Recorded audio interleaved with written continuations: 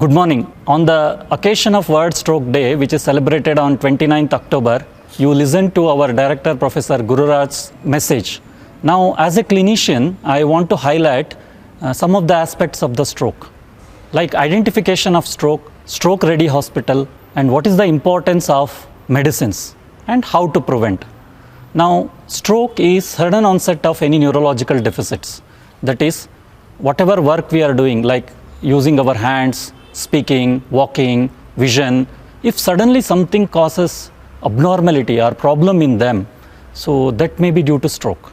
It usually occurs due to the reduction in the blood pressure or reduction in the blood flow and deficit pertaining to that part of the brain. This is very interesting and important to identify, and various mnemonics have been given in the literature, like FAST, where sudden onset of facial, arm or speech disturbances which requires action within a specified time are thought of. Now, once we know that it may be a stroke, what next to do? So our thinking is, supposing some hand weakness is there or some problem in speaking is there, we usually tend to neglect that I have not had a food, I have not taken proper sleep, and it will improve.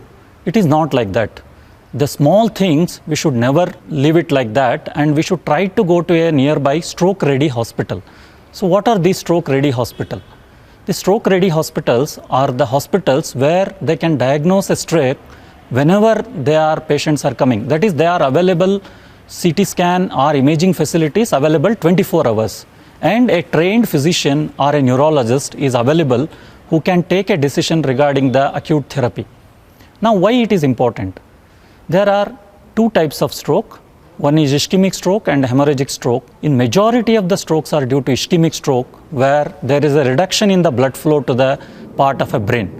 Now, if this reduction is due to small vessel, we can give some drug which will open these blood vessels and blood flow can be restored.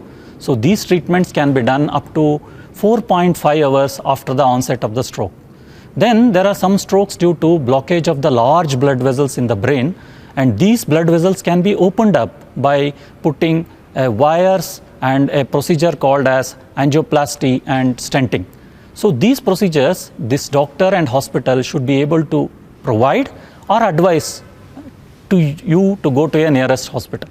So that's the importance of identifying stroke-ready hospital before you go. The next important clinical aspect is, we see in our practice that patients feel that medicines are burden for them.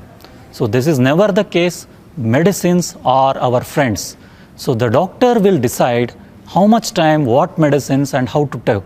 So these medicines are going to make you better from your stroke and also prevent a second stroke which may happen and which may be more crippling to you rather than the present stroke.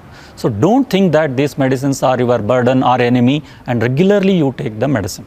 Now, what will happen to the stroke survivor? What will happen? See, if you see 100 patients of stroke, almost 10 to 20 of them may die, and around 30 to 40% of them may be disabled. So hardly around 30 to 40% will be a normal. So it is very important to prevent this stroke only. So as our beloved director, Professor Gururaj explained, various good habits of lifestyle, of exercise, diet, and control of the secondary stroke factors like hypertension, diabetes, smoking, alcoholism, and our weight, and leading a peaceful and satisfied life will always help in the prevention. If you have any doubts regarding the various aspects of the stroke, you can always consult your family physician or a local physician. They will be more than happy to help you, to educate you and advise you how to take care, so that you can prevent, so that you can treat, and you can spread the message about the stroke. Thank you.